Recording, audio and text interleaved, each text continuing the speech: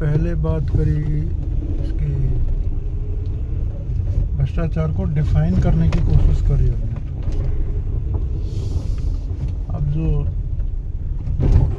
इसका मोटा मोटा विभाजन भी किया था दो हिस्सों में कि एक तो व्यवहार से रिलेटेड है भ्रष्ट आचरण, और एक सरकारी धन से या राजकीय जो पैसा, जो टैक्स का पैसा है, उससे रिलेटेड जो भ्रष्टाचार है। और हम अपनी इस सीरीज़ में एथिकल जो बातें हैं उनमें भ्रष्टाचार है, भ्रष्ट आचरण है, उसके लिए बाद में कभी समय के हिसाब से सीरीज़ बनाएंगे। मगर अभी तो जो जनता का जो 136 या 140 करोड़ जितनी भी है उसके जो टैक्स के धन से जो चोरी चकारी हो रही है उसकी बात करने की बात है। तो ये हुई, डिफाइन किया। उसके बाद में आज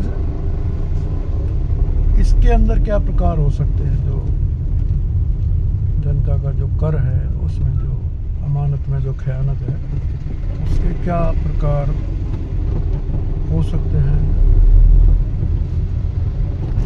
तो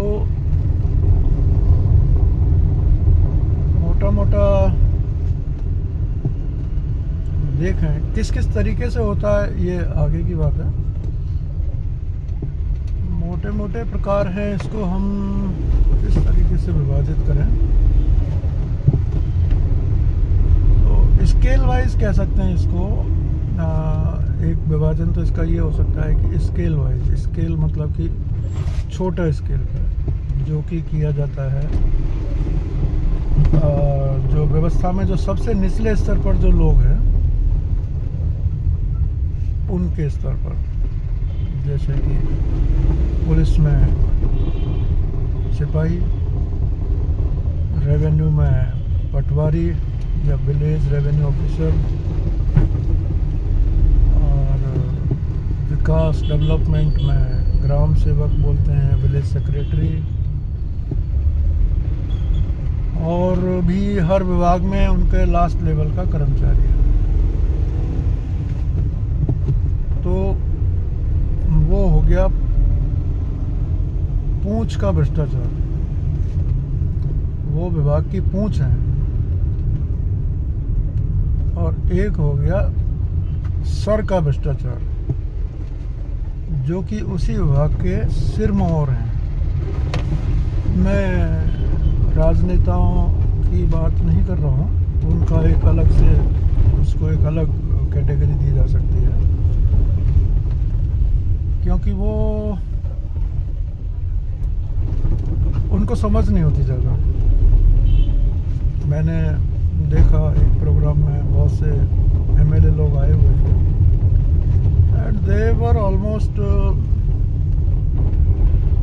ignorant of the government schemes, many government schemes, उनकी नुआंसेस क्या है, उनके अंदर क्या क्या चीज़ें हैं, तो एमएलए को नहीं पता।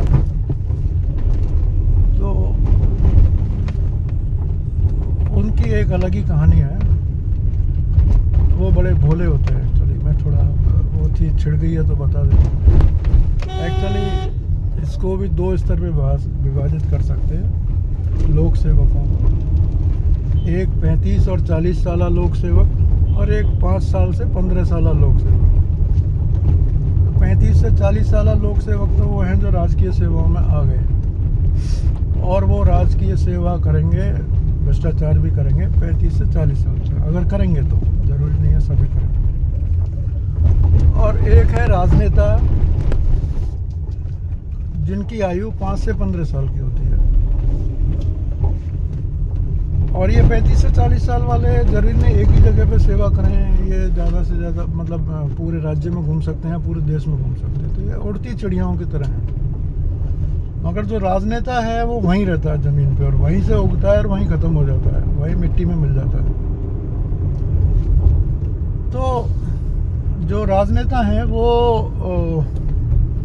बहुत ज़्यादा भ्रष्टाचार कर ही नहीं सकते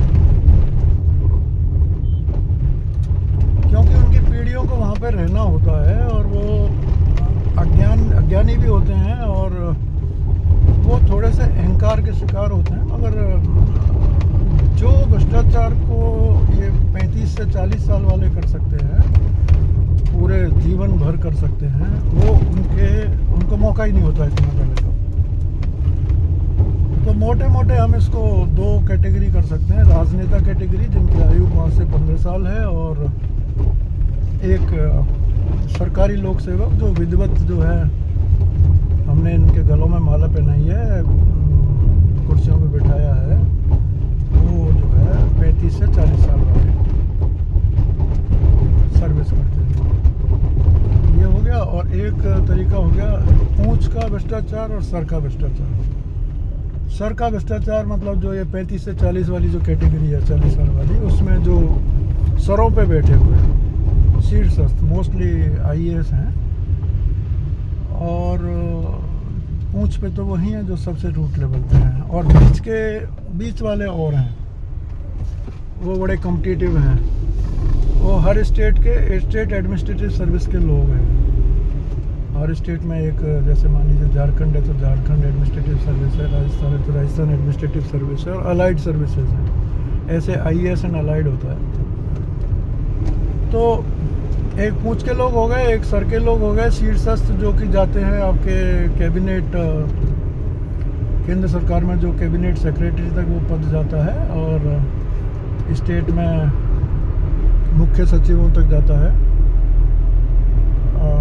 तो ये सर के लोग हो गए। और एक बीचले लोग मैंने आपको बताया जो स्टेट के हैं, स्टेट एडमिनिस्ट्रेटिव सर्विसेज के लोग हैं, जो कि 12 साल के बाद, 15 साल के बाद कुछ लोग IAS में भी आ जाते हैं। वैसे उनको जो मेन IAS स्ट्रीम वाले हैं वो थोड़ा सा हे दृष्टि से देखते हैं, मगर वो अपने आप के नाम के आगे IAS लगा करके 12-15 साल में IAS IFS हो जाते हैं। स्टेट और सर्विस के भी होते हैं।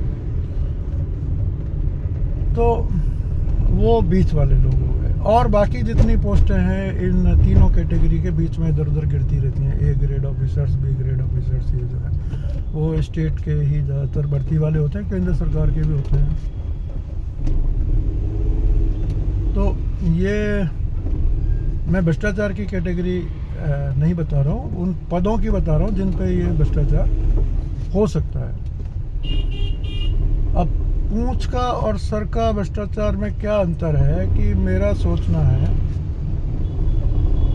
कि अगर सर पे भ्रष्टाचार नहीं है तो पूंछ पे भ्रष्टाचार हो ही नहीं सकता।